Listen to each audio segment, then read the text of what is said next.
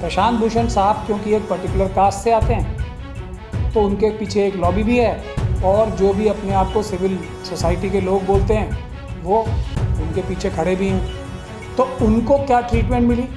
1 रुपये का जुर्माना। हमें बड़ी खुशी है एक तरह से देखा जाए कि सुप्रीम कोर्ट ने अब पैमाना तय कर दिया।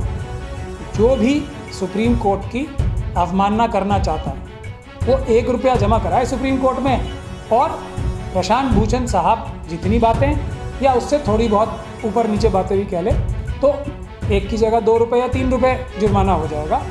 देखिए, ये मैसेज तो साफ तौर पे चला गया। जस्टिस कर्णन और प्रशांत भूषण साहब के इन ऑर्डरों के बाद एक मैसेज बिल्कुल साफ है। इसमें अगर अब कुछ भी कोई बोलता है तो वो सिर्फ कोरा झूठ होगा कि डिफरेंट ट्रीटमेंट होगी।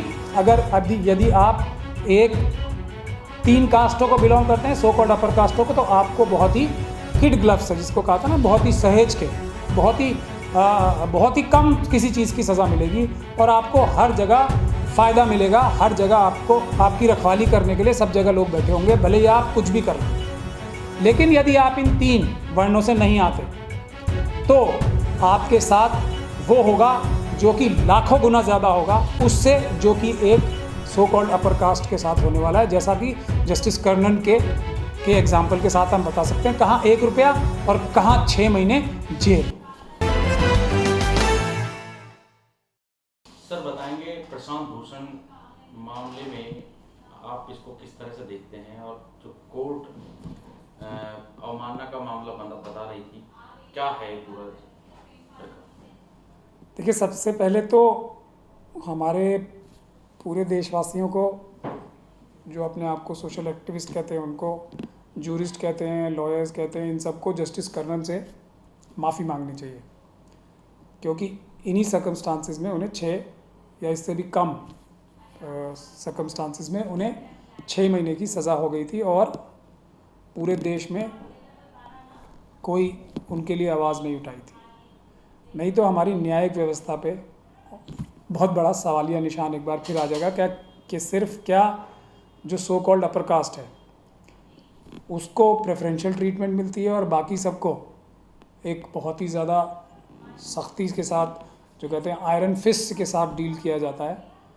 ये बात ढकी छुपी नहीं है कि जितने भी SC STs OBC और माइनॉरिटीज़ के जितने भी मुकदमे सुप्रीम कोर्ट या विभिन्न अदालतों में जाते हैं, क्योंकि मनुवादी मानसिकता वाले जजेस ज़्यादातर हर जगह पे बैठे हैं, तो वहाँ पे जो न्याय मिलता है वो हमेशा SC ST OBC और माइनॉरिटीज़ को कभी भी न्याय नहीं मिलता है। और सारी जजमेंट्स, ऑलमोस्ट सारी, मतलब एक आध कहीं इधर उधर अगर कोई जजमेंट फेवर में आ जाए तो आ जाए, लेकिन जितनी भी जजमेंट्स हों, चाहे वो रिजर्वेशन के लिए के मुद्दे पे हों, चाहे वो SC ST एक्ट के मुद्दे पे हों, वो सब खिलाफ ही आती हैं SC ST OBCs और माइनॉरिटीज़ के।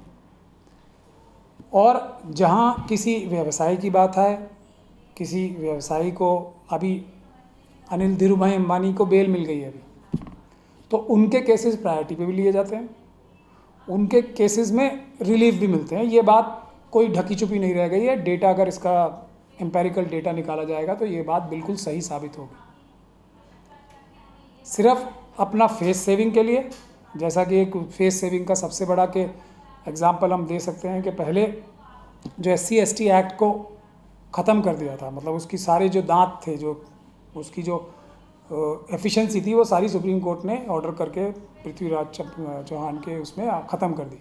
उसके बाद और सरकार की तरफ से जो वकालत हुई थी उसमें इसी तरह की हुई थी कि वो ख़त्म हो जाए, SC ST एक्ट की जो ताकत है वो सारी ख़त्म कर दी। उसके बाद जब जन आंदोलन हुआ तो सरकार ने SC STs को बेवकूफ़ बनाने के लिए जो चीज़ छीनी थी कोर्ट के द्वारा बहस करके, वो चीज़ वापस दे दी। पहले हमारी जेब में से एक चीज़ छीनेंगे, उसके बाद एहसान करके वापस दी। उसके बाद सुप्रीम कोर्ट ने रिव्यू ऑर्डर किया उसमें। अब रिव्यू ऑर्डर किया तो उसके खिलाफ कोई सख्त टिप्पणी तो होनी चाहिए थी ना। जो पहली जजमेंट आई है वो बहुत गलत थी और वो जो मनुवादी मानसिकता से लिप्त थी, ये सब कोई भी फाइंडिंग सुप्रीम कोर्ट ने अपने रिव्यू में भी नहीं दी। तो वो एक फेस सेविंग की जजमेंट थी। तो बुनियादी बात यह है कि अब भी प्रशांत भूषण साहब क्योंकि एक पर्टिकुलर कास्ट से आते हैं तो उनके पीछे एक लॉबी भी है, और जो भी अपने आप को सिविल सोसाइटी के लोग बोलते हैं वो उनके पीछे खड़े भी हैं। तो उनको क्या ट्रीटमेंट मिली? 1 रुपये का जुर्माना। हमें बड़ी खुशी है एक तरह से देखा जाए कि सुप्रीम कोर्ट ने अब पैमाना तय कर दिया है। जो भी सुप्रीम कोर्ट की अवमानना करना चाहता है वो 1 रुपया जमा कराए सुप्रीम कोर्ट में, और प्रशांत भूषण साहब जितनी बातें या उससे थोड़ी बहुत ऊपर नीचे बातें भी कह ले तो 1 की जगह 2 रुपये या 3 रुपये जुर्माना हो जाएगा। तो एक तो हम बहुत ही धन्यवाद करना चाहते हैं प्रशांत भूषण जी और उनके सभी, और हम भी उसमें उनके समर्थन में थे, अपना भी धन्यवाद करना चाहते हैं कि हमने एक बड़ी विक्ट्री तो हासिल कर ली है कि अब सुप्रीम कोर्ट के ऊपर टिप्पणी करने से, अवमानना करने से जो नतीजा होता है, जो फ़ाइन होता है वो 1 रुपये का होता है, या हो सकता है 5-10 रुपये भी हो जाए, मगर फ़ाइन ही होगा, सज़ा नहीं होगी, जेल जाने की सज़ा नहीं होगी। अब ये एक बात तो तय हो गई। तो मैं अपने जितने भी SC ST OBCs और माइनॉरिटीज़ के सोशल वर्कर्स हैं, भाई बहन हैं, मैं उनको निमंत्रण देता हूँ अब सबको कि सुप्रीम कोर्ट की एक के बाद जो कमियों, त्रुटिपूर्ण जजमेंट्स आती हैं उस पर खुल के पूरी एकदम बिल्कुल निष्पक्ष होकर और बिल्कुल बगैर डरे टिप्पणियां करनी शुरू करें, क्योंकि फ़ाइन जितना भी होगा वो हम सब लोग भर देंगे। जैसे राजीव धवन साहब ने प्रशांत भूषण साहब का फ़ाइन भर दिया 1 रुपया, तो हम लोग भी एक अच्छी फ़ीस तो हम लोग भी महीने पे कमाते ही हैं, तो हम भी अपने हज़ारों लाखों भाइयों की 1-1 रुपये भरने के लिए सक्षम हैं। तो कोई डरने की अब कोई बात नहीं है।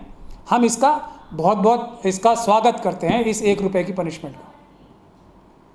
और हम लोगों के ऊपर जो बंदिशें थी आज से वो खुल गई। दूसरी बात यह है कि अब इसी परिप्रेक्ष्य में पूरे देश को और ख़ास तौर पे सुप्रीम कोर्ट को तो माफ़ी मांगनी चाहिए जस्टिस कर्णन से, क्योंकि उनके साथ अन्याय हुआ था, उनके साथ इतनी सख्त पनिशमेंट हुई थी, हालांकि वो एक सिटिंग जज थे। और सुप्रीम कोर्ट को अपना जो जजमेंट थी और जो सज़ा दी थी वो माफ़ी के साथ रिव्यू करनी चाहिए, जस्टिस कर्णन से माफ़ी मांगनी चाहिए, और इसके अलावा उनको नौकरी पे बहाल करना चाहिए, और उनकी जितनी भी अरियर्स वगैरह हैं वो सब दिए जाने चाहिए, और जितनी नौकरी उनकी अब तक जो सुप्रीम कोर्ट के ऑर्डर की वजह से ख़त्म हुई थी उसको भी बहाल करना चाहिए, उसको उनको एक्स्ट्रा टाइम मिलना चाहिए। ऐसी हम डिमांड करने के लिए एक आंदोलन अब खड़ा करेंगे, जिसमें हम सभी SC ST OBC माइनॉरिटी वाले सभी भाइयों से गुजारिश करते हैं, और जो भी अम्बेडकरवादी लोग हैं, जो SC ST OBC और माइनॉरिटीज़ के अलावा भी जो दिल से अम्बेडकरवादी, दिखावे के लिए नहीं, इससे हमें बहुत होशियार रहना है, दिखावे के लिए बहुत लोग अम्बेडकरवादी बनते हैं, तो उनको छोड़ के सभी लोगों को हम वेलकम करते हैं कि जस्टिस कर्णन का इशू है अब देश में सबसे बड़ा। कंटेम्प्ट के ऊपर जस्टिस कर्णन को न्याय दिलवाना अब हर एक अम्बेडकरवादी की जिम्मेदारी है, फ़र्ज़ है, ड्यूटी है, इसको हम निभाएंगे। सर, जस्टिस कर्णन के साथ जो हुआ और अब प्रशांत भूषण के साथ जो 1 रुपये का फाइन लगाया सुप्रीम कोर्ट ने, कैसे देखते हैं आपको? क्या वाकई प्रशांत भूषण को अपनी जाति विशेष का होने का फ़ायदा मिला इस फैसले? देखिए, ये मैसेज तो साफ तौर पे चला गया। जस्टिस कर्णन और प्रशांत भूषण साहब के इन ऑर्डरों के बाद एक मैसेज बिल्कुल साफ है। इसमें अगर अब कुछ भी कोई बोलता है तो वो सिर्फ कोरा झूठ होगा कि डिफरेंट ट्रीटमेंट होगी। अगर यदि आप एक 3 कास्टों को बिलोंग करते हैं, सो कॉल्ड अपर कास्टों को, तो आपको बहुत ही किड ग्लव्स है, जिसको कहा था ना, बहुत ही सहेज के, बहुत ही कम किसी चीज़ की सज़ा मिलेगी, और आपको हर जगह फ़ायदा मिलेगा। हर जगह आपको आपकी रखवाली करने के लिए सब जगह लोग बैठे होंगे, भले ही आप कुछ भी कर लें। लेकिन यदि आप इन 3 वर्णों से नहीं आते तो आपके साथ वो होगा जो कि लाखों गुना ज़्यादा होगा उससे जो कि एक सो कॉल्ड अपर कास्ट के साथ होने वाला है, जैसा कि जस्टिस कर्णन के एग्जाम्पल के साथ हम बता सकते हैं, कहाँ 1 रुपया और कहाँ 6 महीने जेल। तो सर, क्या इसे अवमानना में भी कैटेगरी बना सकते हैं कि ये थोड़ी कम अवमानना थी, ये थोड़ी ज़्यादा थी जस्टिस कर्णन और प्रशांत भूषण के अगर कंपेयर करें तो? नहीं, बिल्कुल बनाई गई है ना। अगर मैंने आपको बताया, अगर आप उन 3 सो कॉल्ड अपर कास्ट में से नहीं आते तो आपका हर चीज़ लाखों गुना ज़्यादा आपको सज़ा दिलवाएगा, और अगर आप इन 3 कास्टों में से आते हैं तो आपको लाखों गुना कम सज़ा मिलेगी। ये बात ये प्रशांत भूषण साहब के केस ने एकदम साबित कर दिया है। परंतु अब आगे के लिए तो नज़ीर बन गई है, अब तो 1 रुपया फाइन होना है। कुछ भी कंटेम्प्ट कीजिए आप, फाइन 1 रुपया ही होना है। और आपको मौके भी मिलेंगे, बार बार आपसे गुजारिश भी करेगी सुप्रीम कोर्ट कि प्लीज़ मान जाइए, प्लीज़ मान जाइए, प्लीज़ मान जाइए। जब आप नहीं मानेंगे तो 1 रुपये का फ़ाइन होगा। यदि आप पहली बार में मान जाएंगे और ये कहेंगे जी हमने कंटेम्प्ट कर दी, कोई बात नहीं, भूल जाओ, तो आपको 1 रुपये का फ़ाइन भी नहीं होगा। तो सर अब जस्टिस टंडन के लिए क्या मुहिम छेड़ी जाए, क्योंकि सज़ा तो सबसे ज़्यादा अगर इसकी कीमत चुकानी पड़ी है तो वो जस्टिस टंडन को चुकानी पड़ी है। मैंने जैसा पहले भी कहा कि इसके लिए आंदोलन शुरू किया जाएगा। SC ST OBC और माइनॉरिटीज़ और जो दूसरे लोग भी अम्बेडकरवादी हैं दिल से, वो सब लोग इसके लिए आंदोलन छेड़ें कि माफ़ी मांगी जाए। सबसे पहले तो पूरा देश माफ़ी मांगे जस्टिस टंडन से कि उनके साथ अन्याय हुआ, उनकी जो सज़ा थी उसको रिव्यू करे सुप्रीम कोर्ट, और उनसे माफ़ी के साथ उनकी नौकरी बहाल की जाए, और जितनी नौकरी उनकी जो ज़ाया हुई है, बीच में ख़त्म हुई है, उसको बहाल किया जाए, उन्हें उतना एक्स्ट्रा टाइम दिया जाए अगर वो अपनी नौकरी को एक्सेप्ट करते हैं दोबारा। एक सवाल यहाँ पर ये भी खड़ा होता है कि जिस तरीके से सुप्रीम कोर्ट पर आम जनता पूरा भरोसा करती है, और अभी आपने कहा कि इसमें भी अपर कास्ट और लोअर कास्ट की बातें देखने को मिलती है, तो क्या सवालिया निशान खड़ा नहीं होता कि सुप्रीम कोर्ट किस तरीके की जजमेंट दे रहा है और क्यों दे रहा है? देखिए, मैंने पहले ही कहा है कि एक बात बिल्कुल साफ़ है कि जहाँ भी SC ST OBC और माइनॉरिटीज़ की बात आएगी, एक प्रकार की जजमेंट्स आएंगी, और दूसरे जो पावरफुल लॉबीज़ हैं उनके लिए दूसरी प्रकार की जजमेंट आएगी।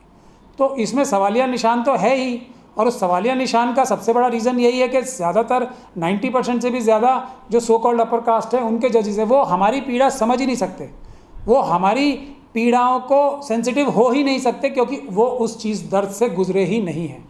जो कॉलेजियन सिस्टम बना हुआ है, कॉलेजियन के तहत ही सभी लोग वहाँ पर जज बनते हैं, और ज़्यादातर वही लोग बनते हैं जो उनके रिलेटिव होते हैं या जो उनके पहचान के होते हैं। इसको सिस्टम को ख़त्म करने के लिए क्या डिसीजन होना चाहिए? इस देश में सभी जगहों पे सॉल्यूशन सिर्फ और सिर्फ एक है, उसके अलावा सॉल्यूशन नहीं हो सकता, क्योंकि मनुवादी मानसिकता जो है वो छल कपट और मक्कारी से भरी होती है।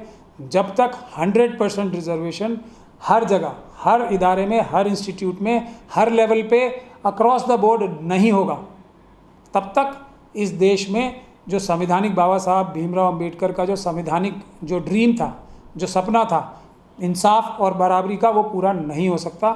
सुप्रीम कोर्ट से लेकर लोअर कोर्ट तक और सरकारों में हर पोस्ट पे, पार्लियामेंट में, जब तक 100% रिजर्वेशन नहीं होगी, जॉब्स में, बिजनेस में, सब जगह, जब तक इस देश में न्याय स्थापित नहीं हो सकता, इसमें किसी को कोई शक नहीं होना चाहिए।